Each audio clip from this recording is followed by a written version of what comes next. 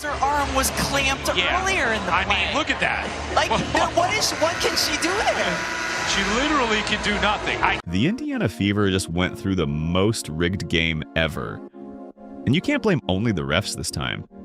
This time it's also about the worst coaching disaster. This was an embarrassing performance. How do you lose at home to the Dallas Wings?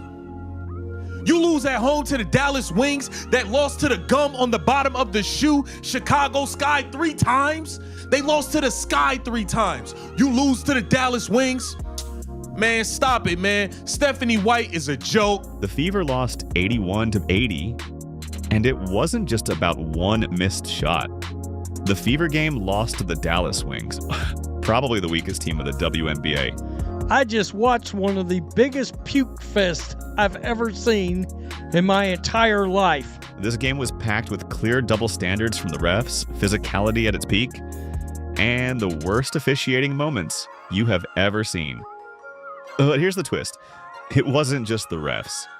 Stephanie White, who, after the game, called out the officials for their double standards, but somehow missed her own grave mistakes. 1-3 run at home by the opposing team on you when the opposing team is the Dallas Wings and they're not any good. And let me tell you this.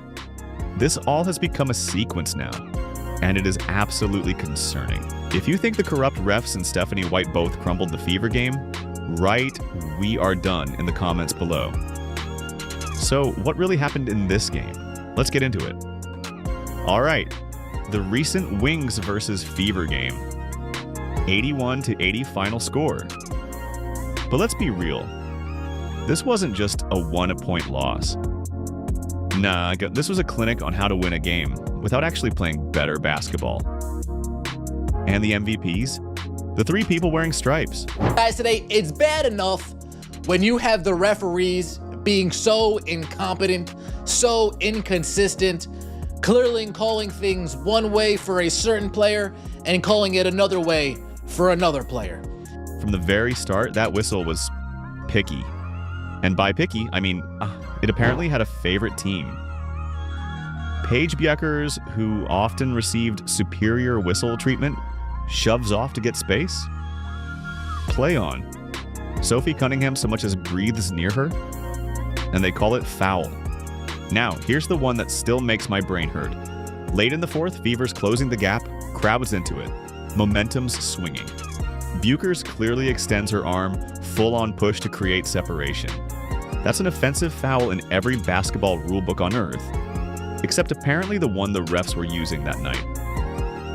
Instead, Cunningham gets called.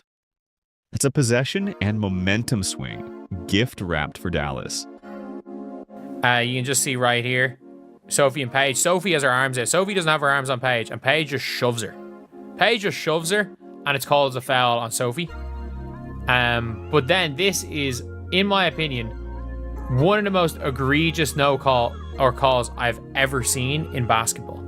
These discrepancies sparked visible frustration from players and coaches. Caitlin Clark was seen clapping pointedly at a referee after the game, while head coach Stephanie White openly criticized the inconsistent officiating. According to critics and fans, these calls disrupted the Fever's momentum and played a significant role in their narrow 81-80 loss. Indiana fought all the way back from 17 down, went on a huge 19-3 run, and still came up 1 point short. And when you watch it back, it's not a mystery why. Every time the Fever started heating up, the game got interrupted because this court wasn't level. It was tilted. And guess which way? Yeah, straight toward the Wings' bench. But if you thought the refs were the only problem on August 12th, think again. The Fever had another issue, and she was standing right on the sideline. Yes, Stephanie White. I think she deserves to be a WNBA coach. I think she's a terrible decision maker. She's terrible. She's a negative basketball coach. Let's start with the ending. The Fever are down by 1. Natasha Howard grabs a rebound, and the clock is ticking. This is where you expect your coach to call a timeout instantly, set up a killer play, and give the team a real shot at the win. Instead, we wait and wait until there's about 1.7 seconds left. At that point, what are you even drawing up? A miracle? Because that's all you've got time for. We don't call a timeout at the first case, we don't call a timeout at the second instance, and we don't call a timeout the third time.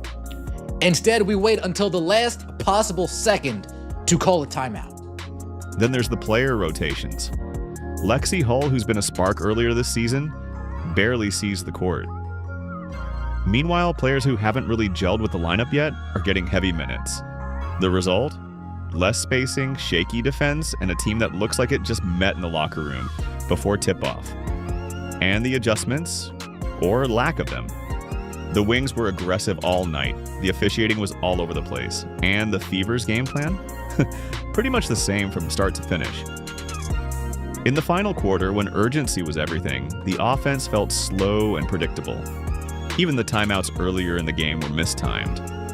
Dallas would go on a run, momentum swinging their way, and instead of stopping the bleeding, White let it play out. By the time the timeout came, the damage was already done. Now, let's be honest. This isn't the first time I've seen White's system fumble around when stars aren't clicking or injured. Caitlin Clark's been sidelined for nearly 20 games this season. That's right, 20. And instead of reshaping the offense around the team's strengths, White often tries to squeeze everyone into the same rigid framework. When your coaching decisions cost you flow in close games, it's not just inefficiency, it's a pattern, and it's costing a team more than it's gaining. And let's not ignore this very game. How are you losing to Wings, a team that dropped their last 5 games in a row? They were struggling against everyone, yet they walked over you? That's not just a loss, that's a wake-up call. And the opposing team is the Dallas Wings, and they're not any good. I mean, seriously, what just happened during this game? Now let's talk about the league. The WNBA right now feels like it's running on 2 broken wheels. Bad officiating on one side, and questionable coaching on the other. The August 12th Fever loss to the Wings was just the latest proof. First, the referees. It's not just a one-off bad night. All season long, players, coaches, and fans have been talking about the whistle being selective. In one game, you see a clear foul get ignored, and the next, you see the lightest contact send someone to the line. And when it happens in big matchups, especially involving stars like Caitlin Clark, it feels even worse. Missed calls, phantom fouls, flagrants that apparently only exist in theory. Fans aren't blind, they know when the game doesn't feel fair. Then there's Stephanie White. The late timeouts, the strange rotations, the hesitations to adjust when the other team is clearly getting the better of it. This isn't just about X's and O's, it's about keeping the team in the fight when things start slipping. And too often those moments slip right through. Put those 2 problems together and you've got the perfect recipe for frustration.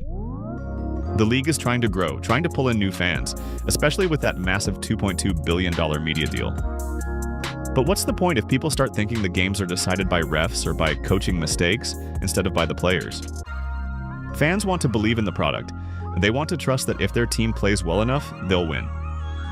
Right now, that trust is cracking. And if the WNBA doesn't fix the officiating issues and help coaches like White sharpen up, they risk losing more than just games. They risk losing the momentum they've worked so hard to build. Future of the Fever under White. After the game, Stephanie White had plenty to say about the referees, the double standards, the calls that favored Dallas. And sure, some of that was valid, but here's the thing. She said nothing about herself. Not a word about the late timeout. Not a whisper about the rotation choices, no mention of the slow adjustments. This isn't the first time. White has a habit of standing in front of the microphone and pointing outward instead of inward. It's a pattern, one that makes the losses sting twice as much. Because if the head coach won't even acknowledge her own role, how can the team fix what's broken? Indiana's got talent. Boston, Mitchell, and when she's healthy, Clark. This is a roster that should be building toward playoff runs, not making excuses. But leadership sets the tone. If accountability stops at the locker room door, the culture shifts from "we'll get better" to "it's someone else's fault." That's how promising seasons slip away. I think she plays puke ball. I think she plays slow. I think she plays boring basketball.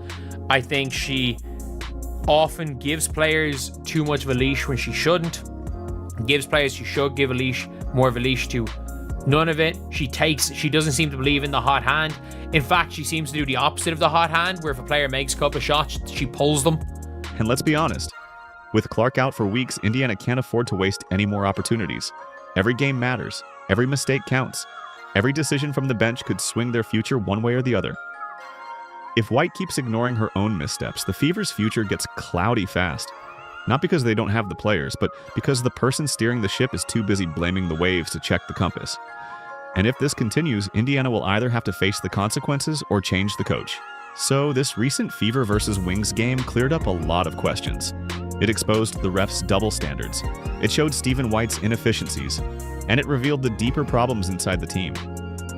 The WNBA now has to decide, fix these issues or risk losing the status it's worked so hard for. What do you think? And don't forget to subscribe so you never miss an update from WNBA World.